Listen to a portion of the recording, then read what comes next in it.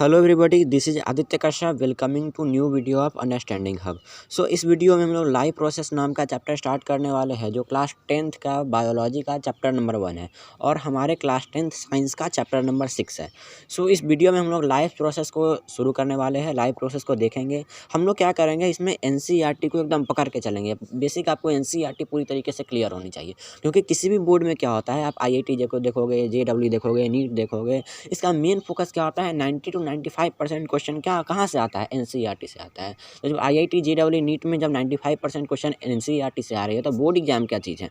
आप एनसीईआरटी को पकड़ के रखो, कहीं भी और जाने की जरूरत नहीं है, एनसीईआरटी को फॉलो करो, सब कुछ क्लियर हो जाएगा। सो इस वीडियो में हम लोग लाइव प्रोसेस को देखने वाले हैं। हम लोग क्या करेंगे, एकदम एनसीईआरटी को रखेंगे। और देखो, आप लोग का एग्जाम आने वाला है, ठीक है। एग्जाम में उसका ज़्यादा मार्क्स नहीं आता है जो बहुत सारा चीज़ों को पढ़ के जाता है, ठीक है। ज़्यादा मार्क्स उसका आता है जो एक ही चीज़ को बार बार रिपीट करता है।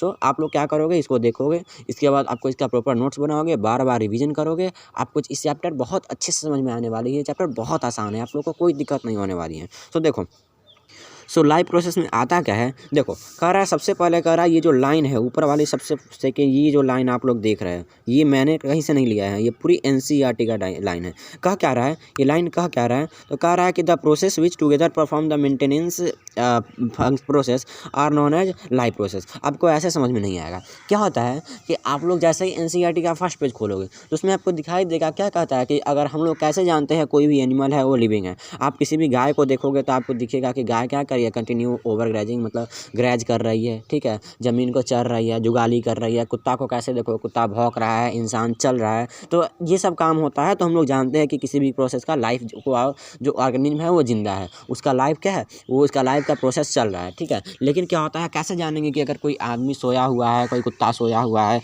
तो अब कैसे जानेंगे कि वो जीवित है। तो क्या होता है, आप देखोगे कि वो सांस ले रहा है, ठीक है, सांस ले रहा है। जब जानेंगे कि वो सांस ले रहा है, तो फिर जान जाएंगे कि वो जिंदा है। फिर क्या कहता है कि एनसीईआरटी हमारी कहती है कि क्या होता है, हम जब भी हमारा बॉडी कोई भी काम करता है, तो हमारे बॉडी में जो सेल होता है, ठीक है, हमारे बॉडी में सेल होता है ना, वो सेल का क्या होता है, प्रॉपर मेंटेनेंस चल रहा होता है। कुछ सेल टूटता है, कुछ सेल नया बनता है, कुछ सेल मरता है।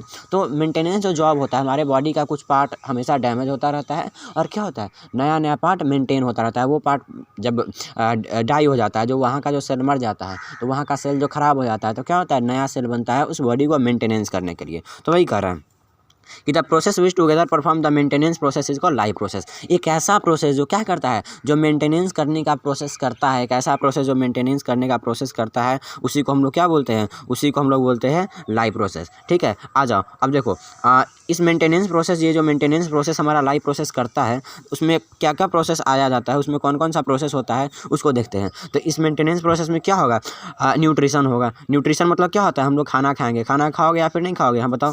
हम लोग क्या करेंगे, न्यूट्रिशन में हम लोग खाना खाएंगे, ठीक है। और खाना खा करके बस खाना खाना नहीं है, खाना खा करके हमको उसको डाइजेस्ट करना है, ठीक है। न्यूट्रिशन को मैं क्या करेंगे, हम लोग खाना खाएंगे और उस फूड को क्या करेंगे, डाइजेस्ट करेंगे। उसके बाद सेकंड नंबर पे आता है रेस्पिरेशन। रेस्पिरेशन में क्या होता है कि हम लोग सांस लेंगे, ठीक है। हमारा बॉडी क्या करेगा, सांस लेगा, और सांस लेने के बाद क्या करेगा, वहाँ से ऑक्सीजन वगैरह को लेगा, और फिर वो जो हम लोग डाइजेस्ट किए हैं, फूड को डाइजेस्ट करके, जो उसमें से फूड को डाइजेस्ट किए हैं, उस डाइजेस्ट फूड को तोड़ करके और उसमें से एनर्जी निकालेंगे। फिर आता है ट्रांसपोर्टेशन। अब बताओ, हमारा जो बॉडी होता है, वो डाइजेशन प्रोसेस का कहाँ ख़त्म होता है, हमारा डाइजेशन प्रोसेस ख़त्म होता है स्टोमक से शुरू, हमारा डाइजेशन प्रोसेस माउथ से शुरू होता है और वो स्मॉल इंटेस्टाइन में ख़त्म हो जाता है।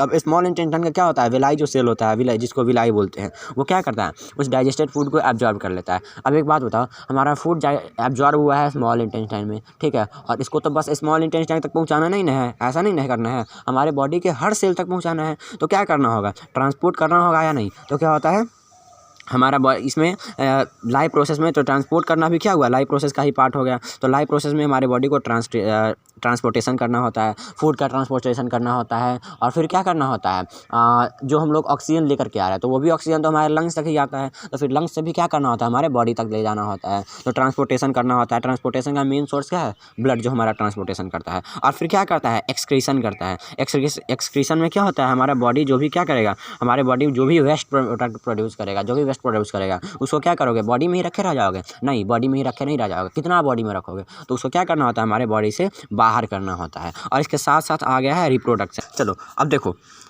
ये जो न्यूट्रिशन होता है, रेस्पिरेशन होता है, ट्रांसपोर्टेशन होता है, एक्सक्रीशन होता है, ये सब तो मेन चाहिए हमारे बॉडी को, तो लाइफ प्रोसेस पर परफॉर्म करने के लिए ये सब चाहिए। रिप्रोडक्शन क्यों जरूरी होता है? क्योंकि देखो, अगर मान लो कि आप ये सब प्रोसेस कर रहे हो, ठीक है, लेकिन कुछ समय के बाद इस वर्ल्ड में जो भी ऑर्गेनिज्म है क्या जो हमेशा के लिए जिंदा रहने के लिए आया है? अमर होकर के कोई नहीं आया है, सबको तो एक ना एक दिन मरना ही है। तो क्या करोगे? अब तुम लोग मर जाओगे। मान लेते हैं कि इंसान क्या किया, रिप्रोडक्शन करना बंद कर दिया, तो आज से क्या करेगा? 100 साल के बाद क्या होगा? इस वर्ल्ड, इस धरती से सारा का सारा इंसान मर जाएगा और फिर पूरी इंसान नाम की स्पेसीज ही खत्म हो जाएगी। तो स्पेसीज को बनाए रखने के लिए रिप्रोडक्शन में क्या होता है? जरूरी होता है। तो देखो, लाइफ प्रोसेस जैसा ही हम लोग खत्म करेंगे तो इससे जुड़ा हुआ चैप्टर है। कैसे है? Control and coordination. अब कंट्रोल एंड कोऑर्डिनेशन क्या होता है? हमारे बॉडी कौन सा काम कर रहा है, हमारा बॉडी डाइजेशन कर रहा है, रिप्रोडक्शन कर रहा है, एक्सक्रीशन करना है, इस सबको कंट्रोल भी तो करोगे ना, ठीक है। तो ये सब पढ़ने के लिए हमारे पास नेक्स्ट चैप्टर है। देखो, लिंक हो गया ना, सेकंड चैप्टर, फर्स्ट चैप्टर और सेकंड चैप्टर बायोलॉजी का लिंक हो गया, और फिर उसके बाद आता है रिप्रोडक्शन। तो क्या करोगे? अब तुम लोग अब हमारे बॉडी को सही से कंट्रोल कर लिए, तो बस अपने आप को तो कंट्रोल करना नहीं है, इसके बाद क्या करना है?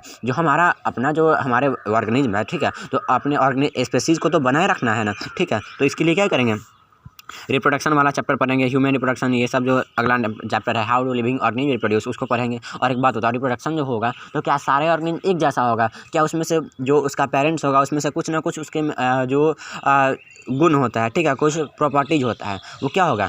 ट्रांसफ़र होगा या नहीं होगा? तो ये सबको पढ़ेंगे हेरिडिटी में, ठीक है। और इवोल्यूशन तो आपको क्या किया गया है? हटा दिया गया है। तो सारा का सारा चैप्टर ना एकदम लिंक है, ठीक है। और आप क्या करो, एकदम हम लोग के साथ जो चैनल है इसके साथ एकदम जुड़े रहो, आपको हर चीज़ क्रिस्टल एंड क्लियर वे में समझाया जाएगा। ओके, अब देखो, ये जो लाइन है, ये लाइन तो एनसीईआरटी से लिया गया है, ठीक है। आपको याद करना है तो आप ये लाइन याद करो, आप नहीं याद करना चाहते हो तो क्या करोगे? आप ये भी लाइन याद कर सकते हो। क्या ये भी सेम लाइन कह रहा है basic function perform by all living beings for survival are known a life process. तो क्या होता है? कह रहा है कि सर्वाइव करने के लिए, कोई भी लिविंग बींग्स को सर्वाइव करने के लिए, जिंदा रहने के लिए जो भी बेसिक फंक्शन को परफॉर्म करना होता है, उसी बेसिक फंक्शन को हम लोग क्या कहते हैं? लाइफ प्रोसेस कहते हैं। बहुत ईजी है, कोई रॉकेट साइंस नहीं है, बहुत आसान है, ठीक है।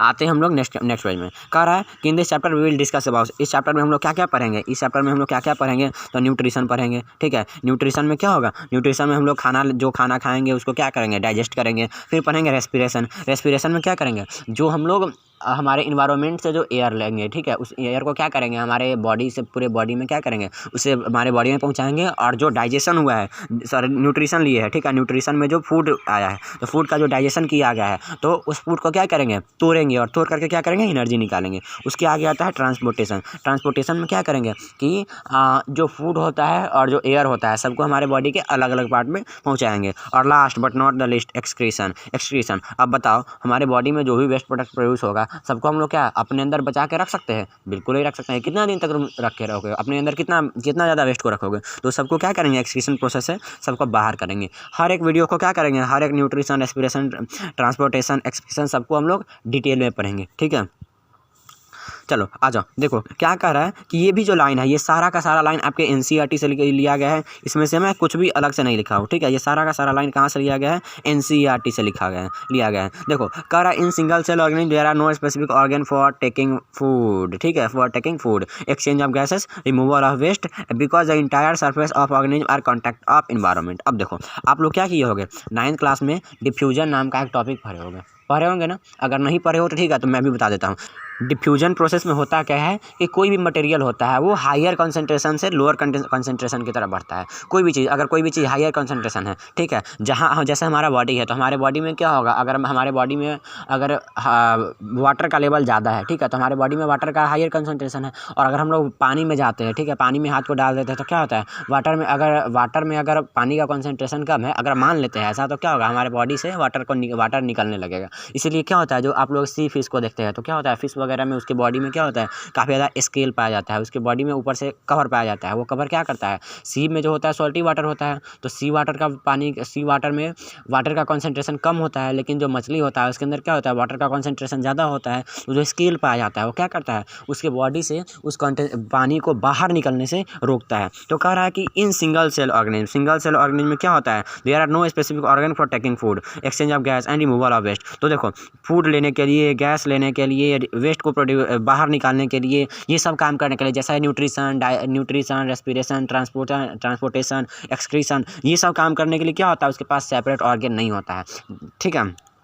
क्यों नहीं होता है? क्योंकि उसका जो इंटायर सरफेस होता है, ठीक है, उसका जो इंटायर सरफेस होता है, अगर क्या करेंगे, अगर हम ये अगर कोई यूनिसेलुलर ऑर्गेनिज्म है, अगर ये बैक्टीरिया है, ठीक है, तो क्या होगा, जो ये वाला पार्ट है, ये हर पार्ट में, ये देखो इधर पूरा एयर है, सॉरी माफ़ करना, ये है, तो ये सब तो एयर ही है, ठीक है, ये सब एयर है, तो क्या करेगा, यहाँ से आराम से क्या करेगा, जो इसका डिफ्यूजन प्रोसेस है ही क्या होगा, अंदर में अगर वेस्ट ज़्यादा है तो बाहर में तो वेस्ट कम है, तो क्या होगा, आराम से अंदर से बाहर की तरफ क्या होगा, वेस्ट प्रोड्यूस, वेस्ट जो होगा आसानी से अंदर से बाहर की तरफ चला जाएगा, ठीक है। इसके साथ साथ क्या होगा, अगर बाहर में एयर का कंसनट्रेशन ज़्यादा है और अंदर में कम है, तो क्या होगा, आराम से जो एयर होगा वो बाहर से अंदर की तरफ, बाहर से अंदर की तरफ आ जाएगा, ठीक है। तो वही कह रहा है इस प्रोसेस में, ये जो स्लाइड आगे लिखा हुआ है, ठीक है, इसमें वही लिखा हुआ है कि उसके अब ऑर्गेन में, उसके बॉडी में कोई भी स्पेसिफिक ऑर्गेन नहीं होता है। क्यों नहीं होता है? फूड लेने के लिए, गैस को एक्सचेंज करने के लिए, वेस्ट को बाहर निकालने के लिए, क्योंकि उसका जो पूरा बॉडी होता है वो क्या होता है, इन्वायरमेंट के कॉन्टेक्ट में होता है और डिफ्यूजन प्रोसेस है, सिंपल डिफ्यूजन प्रोसेस है,